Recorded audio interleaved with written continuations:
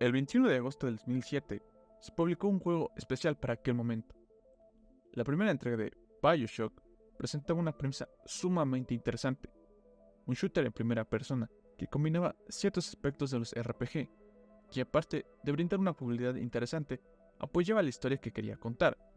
Esta nos coloca dentro de una misteriosa ciudad abandonada, pero sumamente avanzada para aquel momento en el medio del mar, Rapture, la cual representa las distintas ideas centrales del juego, una ciudad utópica, apartada del mundo, caída en desgracia, debido a los pensamientos y acciones de los diferentes personajes que habitaban en ella. Pero, ¿qué es lo que hace esta ciudad tan especial y de cierta forma posible? Para poder explicar los orígenes de Rapture como la conocemos, primeramente debemos hablar de las ideas que tenían sus creadores en aquel momento. Paul Hellkitz y Kate Levine habían terminado su último juego, System Shock 2, que al igual que BioShock era un first-person shooter que transcurría en el espacio. De tal manera que para su nuevo juego buscó un ambiente igualmente opresivo y aislado. Al ya haber usado el espacio, la idea del océano fue una que rápidamente entró en la cabeza de ambos desarrolladores. Al estar debajo del agua, la visión que se tiene es menor, por lo cual no era necesario crear una ciudad completa, de tal manera que se optimizaron los recursos para la creación de espacios pequeños y oscuros, los cuales sirvieron para que el departamento de arte pudiera llenarlos de detalles, así como elementos que expliquen lo que aconteció en esta ciudad. Para la configuración de la ciudad, Ken, mientras trabajaba en el desarrollo del juego, nos cuenta que un día de viaje con su esposa, visitaron el Rockefeller Center, donde se interesó por la arquitectura del lugar y tomaron varias fotos para inspirarse. El estilo del complejo era Art Deco, uno que se caracteriza por su énfasis en las decoraciones, los materiales caros, las formas delicadas y simétricas, elementos muy característicos en la ambientación de Rapture.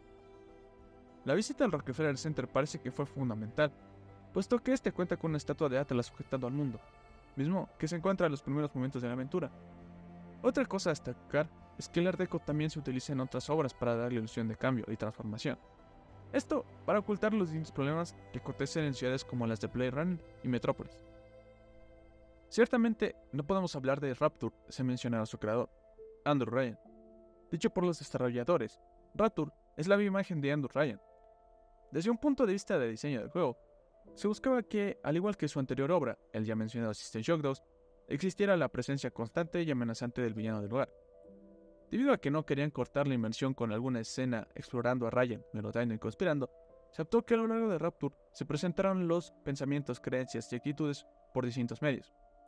Un claro ejemplo de esto son los diferentes carteles y publicidades, los cuales tienen un aspecto americano optimista de los años 50, que recomiendan comprar los nuevos productos logrados gracias a los avances tecnológicos hechos por el Adam.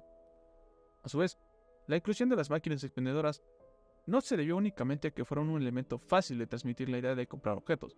Por el concepto de libre mercado y de pocas regulaciones que sostiene Ryan, estas dan una capa más a la historia, de forma que se explica el tipo de sociedad que se construía, y que más tarde detona en la guerra civil que sucedió en el juego, que similarmente a otras utopías se usan como forma de propaganda, y nos dan el contexto de que fue el uso desmedido de los plásmidos los que llevaron a las personas a la locura y convertirse en splinters. Asimismo, no se puede apartar la carga religiosa y mitológica de la ciudad.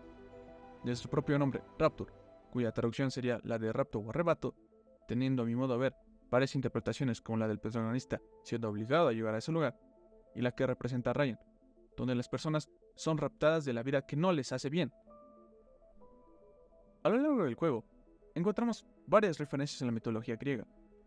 Tal vez los más vagos u obvios son las menciones tanto a Poseidón como a Neptuno, a pesar que suena el mismo dios del mar, solo que en su versión romana. Las menciones toman gran presencia en los distintos lugares que visitamos como Arcadia, el cual era el lugar donde vivía Pan, dios de los pastos, y que se vincula con la gran vegetación del lugar. También Hefesto o Hefesto, quien era el dios del fuego y la metalurgia. Justamente el lugar que tiene su nombre es donde se halla el complejo núcleo que genera toda la energía con el magma submarino.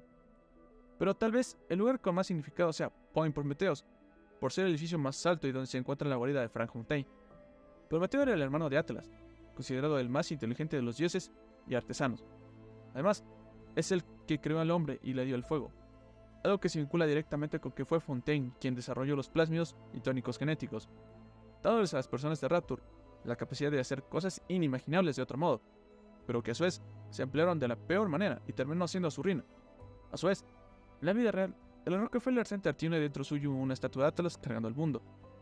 Puede que este haya sido el comienzo para el artilero de Fontaine, Atlas, otra referencia griega, y tal vez de las más importantes de todas, puesto que Atlas era el encargado de sostener al mundo, de forma que Fontaine, al ser quien controlaba toda la tecnología y negocios de los plásmidos, se podría considerar quien verdaderamente sostenía Rapture. Las referencias de la religión católica parecen ser más comunes de lo que pensaría Ryan, puesto que las sustancias más importantes del juego, que son el Adam y el Eve, son una clara referencia a Adán y Eva. Por su parte, el Adam permite reescribir el ADN para alterar los cuerpos, la composición genética y las habilidades de las personas sin ningún límite. Sin embargo, si no se tiene la cantidad suficiente de Eve, todas estas habilidades no surtirán efecto. Pero, el lugar que tiene más de estas referencias es Neptus Bounty, el cual a simple vista es un mercado de pescado fresco, pero realmente se usa de contrabando al ser único con un puerto de submarinos que traen suministros en la superficie de la Tierra. Lo más curioso es que aparte de las bebidas, son las Biblias y crucifijos los elementos que más se encuentran en el lugar. Esto lleva una pista al jugador que, a pesar que Ryan hacía aparentar que todos los habitantes eran libres de hacer lo que quisieran, realmente no era tan así, puesto que no les permitía continuar con sus creencias religiosas o políticas. Sin embargo, podemos decir que tal vez la forma más importante de narrativa sean las cintas de audio. De igual modo que otros elementos, estas vienen directo de la saga de System Shock, ya que eran elementos que probaron funcionar muy bien, de tal manera que estas grabaciones presentan un colorido elenco de personajes, al que antes de desaparecer, dejaron testimonio de su vida cotidiana en Rapture y cómo ésta se degeneró, lo que en cierta manera convierte BioShock en una especie de drama radiofónico macabro. Para lograr que cada audio y personaje sean tan reales, los desarrolladores tuvieron que lidiar con los pocos recursos que tenían, de modo que pasaron por largas escrituras de guiones, de forma que los actores supieran claramente cómo interpretarlos, porque estos trabajaron apartados del equipo y prácticamente los desarrolladores y ellos jamás se conocieron en persona. Aún así, varias veces tuvieron que ser dadas por los propios desarrolladores del juego, como el director creativo, quien le da las voces al Circo de la Alegría, y un trabajador la voz inicial de Jack, el protagonista. Pero el caso que más destaca es el de Fontaine y Atlas, dado que tuvieron que dejar a su actor porque las primeras impresiones no fueron tan convincentes. De modo que un miembro del equipo terminó dándole voz, gracias a su acento irlandés que convenció totalmente. Sin duda, el trabajo de BioShock representa el culmen de largos años de trabajo y perfeccionamiento de lo ya hecho en System Shock 2, conservando elementos que probaron ser efectivos y cambiando de los que no. También, gracias a una gestión inteligente, se aprovecharon todos los recursos que tenían, ya sean espacios pequeños, artes, personajes, arquitectura, audios, todas están repletas de referencias o de la historia del juego, dejándonos con un espíritu crítico frente a todos los elementos presentados, demostrando la profundidad que deseamos plasmar en la ciudad de Rapture, haciéndola totalmente creíble y sin ninguna duda no haber habido otro lugar donde hubiera sido posible.